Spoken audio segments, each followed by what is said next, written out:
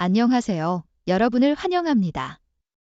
오늘의 한국과 세계 뉴스에서는 세계 곳곳의 중요한 이슈들을 살펴보려고 합니다. 첫 번째 소식으로 유럽연합 기유, 이 고급 반도체 분야에서 주요 플레이어가 되기 위한 꿈을 되살리기 위해 TSMC, 인파이니안 등의 투자를 기대하고 있습니다. 그러나 이러한 노력이 미국, 일본, 중국과의 경쟁에서 충분할지에 대한 의문이 제기되고 있습니다. 두 번째로 중국과 러시아의 군사훈련이 미국의 방어계획 수정을 촉발했습니다. 이 훈련은 두 나라 간의 증가하는 협력을 나타내며 미국은 이에 대응하기 위해 지역 내 분석과 군사 구조를 재평가하고 있습니다. 마지막으로 켄터키 주지사인 앤디 베셔가 독일과 스위스로의 경제개발 여행이 주내에 더 많은 비즈니스 투자를 유치할 것이라고 밝혔습니다. 이 여행은 압도적으로 긍정적인 반응을 얻었으며 베셔 주지사는 이를 통해 주의 경제 발전에 큰 기여를 할 것으로 기대하고 있습니다. 자세한 내용을 계속해서 지켜봐 주세요. 유럽연합 기유, 이 반도체 산업 부흥을 꿈꾸며 세계적인 선두주자로 거듭나기 위한 움직임을 보이고 있다. 니케이 아시아에 따르면 이유는 고급 반도체 분야에서 아시아 지역이 90% 이상을 차지하는 가운데 글로벌 반도체 생산 능력에서 차지하는 이유의 비율이 1990년대 10% 이상에서 현재 8%로 하락했다. 이에 대응하여 이유는 2030년까지 지역 내 생산 비율을 10%에서 20%로 끌어올리기 위해 430억 유로, 약 510억 달러 규모의 패키지를 공개했다. 그러나 업계 베테랑들은 이 계획이 미국, 일본, 중국의 노력에 비해 충분할지 의문을 제기하고 있다. 이후의 반도체 개발을 위한 보조금은 아직 확정되지 않았으며 각 회원국은 이러한 인센티브에 맞춰 공공자금을 마련해야 한다. 반면 미국은 반도체 제조업체에 수십억 달러의 보조금과 대출을 제공했고 일본도 주요 반도체 제조업체에 보조금을 지급했다. 이후의 재정 지원은 최소한으로 여겨지며 이 지역의 투자와 인재를 끌어들이기에 충분하지 않을 수 있다는 우려가 있다. 이유가 첨단 반도체 분야에서 선도적인 역할을 실현할 수 있을지에 대한 의문도 제기되고 있다. 이유는 이러한 반도체의 최종 시장을 갖추고 있지 않으며 자동차, 산업, 소비자 전자제품용으로 덜 발전한 반도체에 집중하는 것이 유럽에 더 적합할 수 있다. 이 산업은 장기적인 약속, 상당한 투자, 숙련된 인력을 필요로 한다. 그러나 이후의 정책 추진과 재정적 인센티브가 필요한 변화를 이끌고 글로벌 경쟁자들을 따라잡기에 충분히 강력한지에 대한 의구심이 있다.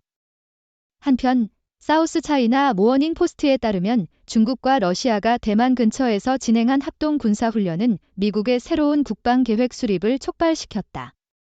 상원군사위원회에서 증언한 2명의 미국 최고 정보관리들은 베이징의 모스크바에 대한 지원 변화와 미국의 군사 및 인프라 자산에 대한 취약성 선배치에 대해 논의했다. 중국과 러시아 사이의 합동훈련은 두 국가 간의 증가하는 협력을 나타내며 미국이 지역 내 분석과 군사 구조를 재평가하도록 이끌었다. 이 관리들은 또한 중국과 러시아가 미국 인프라에 악성 소프트웨어를 심고 사이버 방해 행위에 참여했다고 비난했다. 니케이 아시아의 또 다른 보도에 따르면 미국 해군은 중국의 해군 능력에 대응하기 위해 내년 회계연도에 국제조선소에서 최대 6척의 미국 해군 함선에 대한 유지, 보수 작업을 수행할 계획이다. 이는 미국 해군 장관 카를로스 델 토로에 의해 밝혀졌으며 미국 기준에 부합하는 조선소를 인증하는 것을 목표로 한다. 현재 구조는 손상된 함선을 괌, 하와이 또는 미국 서해안으로 되돌려 수리해야 하지만 전투 지역에 가까운 조선소에서 수리할 수 있다면 신속하게 전투 공간으로 되돌려 보낼 수 있을 것이다.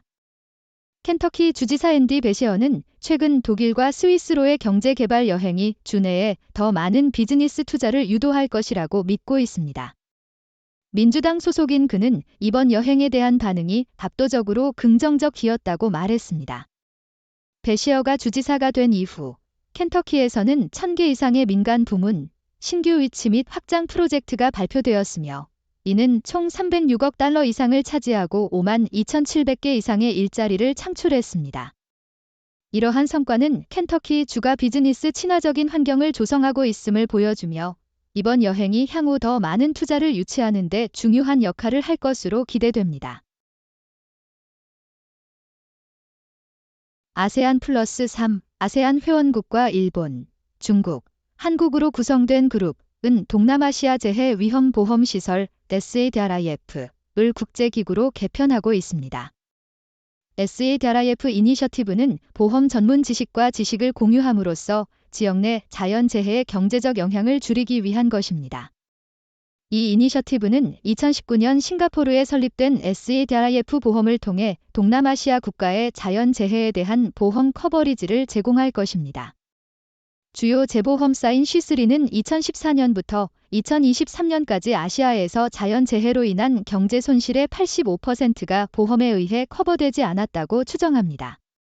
이 이니셔티브는 위험 분석을 위한 데이터 인프라 구축, 정책 입안자들 사이에서 자연재해 대비 논의를 촉진하는 것과 같은 교육에 중점을 둘 것입니다.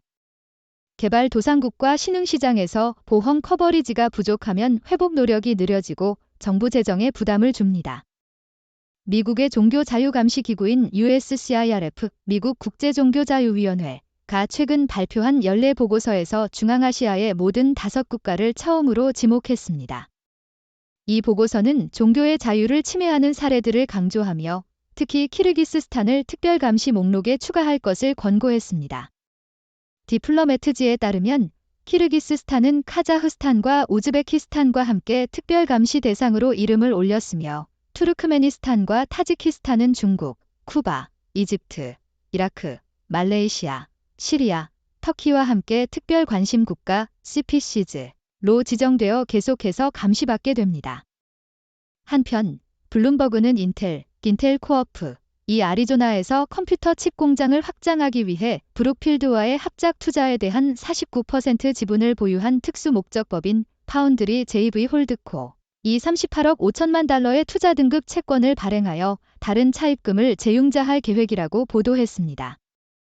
인텔은 아시아 경쟁사들에게 잃어버린 시장을 되찾기 위해 칩 공장을 업그레이드하고 새로운 공장을 건설하기 위해 수십억 달러를 투자하고 있습니다. 무디스는 2월에 파운드리 JV 홀드코의 신용 등급을 BAA1로 하향 조정했지만 이 프로젝트의 완성은 인텔에게 중요한 장기 전략적 투자로 여겨집니다. 또한 니케이 에이저는 일본이 미국과의 확장 억지력에 관한 내각급 대화를 추진하고 있다고 보도했습니다. 이는 일본이 유일한 조약 동맹국인 미국과의 군사적 유대를 강화하기 위한 노력의 일환입니다.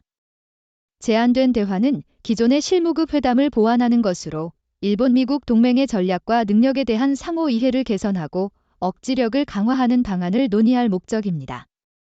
이 대화는 다음 비 더하기 2 회담, 외교 및 방위 고위 관료 회담과 함께 열릴 예정이며 일본과 미국은 방위 구축, 병력 배치, 방위 장비에 대한 기술 협력 전략을 조율할 것으로 기대됩니다.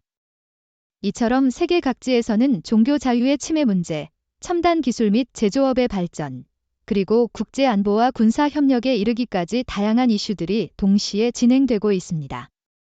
각국은 이러한 글로벌 이슈에 대응하기 위해 자국의 이익을 보호하고 국제사회에서의 입지를 강화하기 위한 전략을 모색하고 있습니다. 러시아가 북한에 대한 석유 제품의 유엔 제한을 위반하고 있다고 백악관이 밝혔다.